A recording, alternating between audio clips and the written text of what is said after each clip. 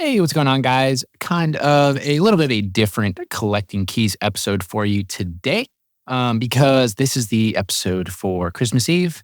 And in the past years, the Christmas Eve episode has been our second least kind of like listened to and downloaded episode and day of the year, second only behind Christmas. And so instead of like dragging out Dan and Dylan to come and record a show that probably not a huge number of people are going to listen to compared to the other episodes, I just decided I'd do something a little bit different. And so this one, you have me today, Mike DeHaan, and just kind of doing a quick little almost Friday focus kind of show for you, just to kind of help wrap up the year. And so if you listen to the episode next week that's coming out December 31st, Dan and Dylan and I, we kind of dive into our, like a little bit of like an annual wrap up. We talk about KPIs, how our business did, talk about some of our wins and losses for the year and kind of stuff that we have planned for next year. And so in this one, since you're going to be hearing from us next week, I kind of wanted to talk about Scale members and some of the challenges and lessons that they had this year, as well as some of the wins that they had, so that you can hear some perspective from other people in the industry that aren't just the same three guys that you listen to on a weekly basis. And so what I did with this is in our Slack channel for Scale, I basically just asked a general question for people to share their lessons that they learned for the year, as well as some of their big wins. And I've just sort of compiled a summary of a handful of them so that we can, kind of hear like what people are sort of going through right now and what other operators have learned over the past year. First, we'll start with lessons, and you probably guessed this, that a lot of people said similar things. And one of the most common lessons that so many people said that they learned was the value around community, right? And not just community as in like joining Scale and meeting community members there, although that was very important for a lot of people, but also their local real estate investment community. Because when you're a real estate investor, it's very easy to kind of get into this mindset where you have a head down, you're kind of doing deals, and people have a bit of a scarcity mindset. Or what happens is they kind of network constantly and they don't do any work. And so, kind of puts you in a weird spot.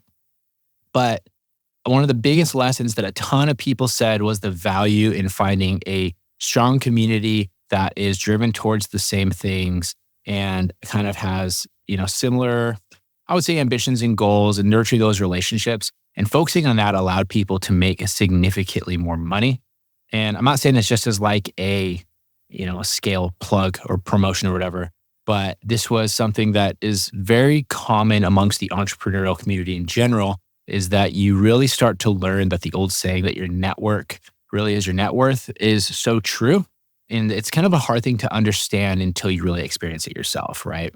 Because it's not just about like being around people and kind of learning and like kind of what can you get from being around people, but when you become somebody that has some momentum in your life and your business, when you are able to bring as much value as you want to receive back, the net of value that received by everybody tends to be a lot more than just like, 2 plus 2 or 1 plus 1 rather. All of a sudden it becomes like 1 plus 1 equals 5. You start doing more deals with more people. They go and tell their friends. They start bringing you into the circle with other successful people that they know. And all of a sudden the network effect expands very, very quickly. And once you have the ability to create value for people and you kind of understand how to nurture that, it's amazing how much you can grow and how unbelievably fast it can catapult your current business adventures as well as your future ones. So that was one of the biggest lessons that was most repeated there. The second most common lessons that people had revolved specifically around consistency. And this existed in sort of various different ways that people brought up. But, it was around things like doing consistent marketing, doing consistent sales, understanding how to like work consistently and manage systems consistently was huge.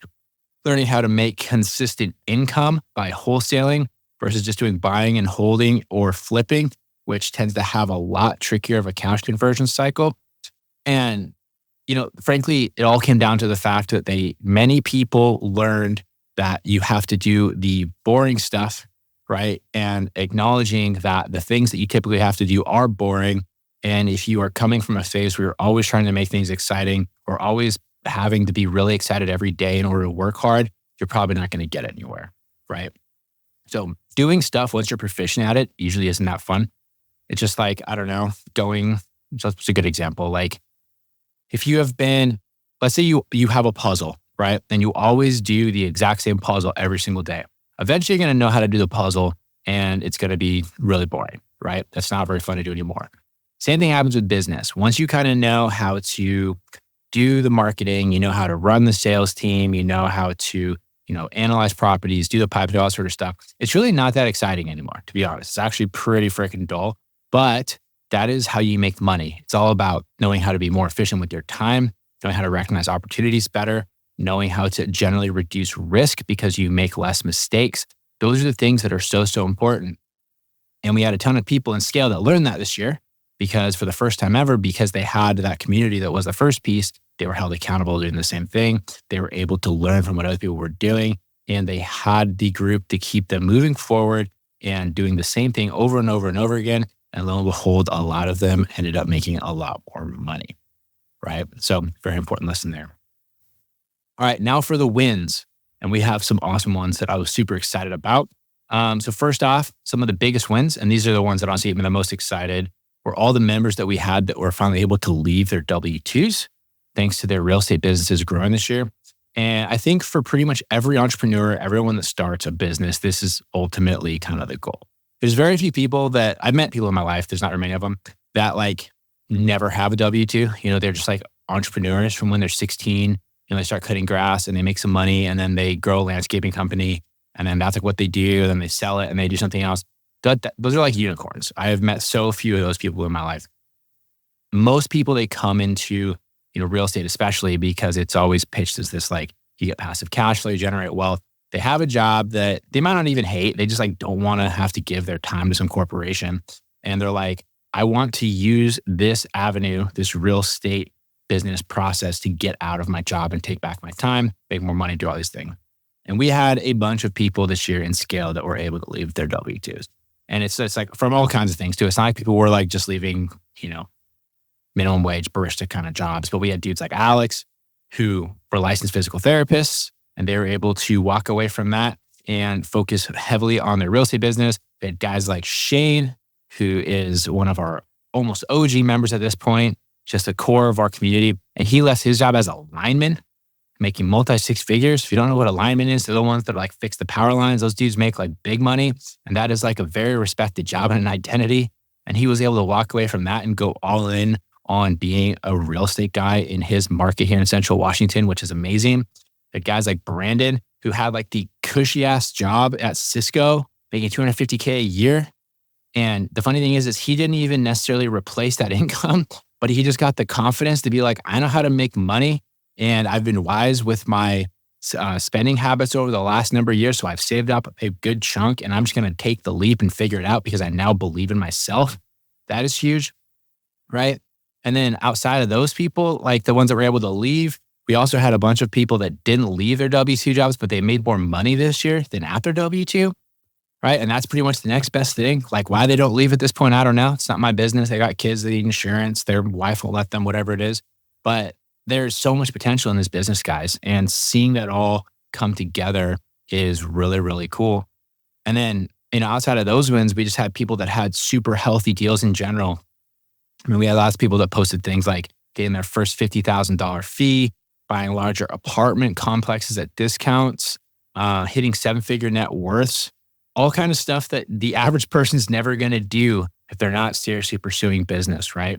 And it's just so amazing to think that even in 2024, when everyone thinks like the market sucks, you have so many people out there complaining about how stuff isn't affordable, how they're not able to buy houses, how the American dream is dead. We have this little group of people in the Scale community that are out there crushing it, making things happen. It's very awesome to see so many community members getting things put together and getting after it so hard.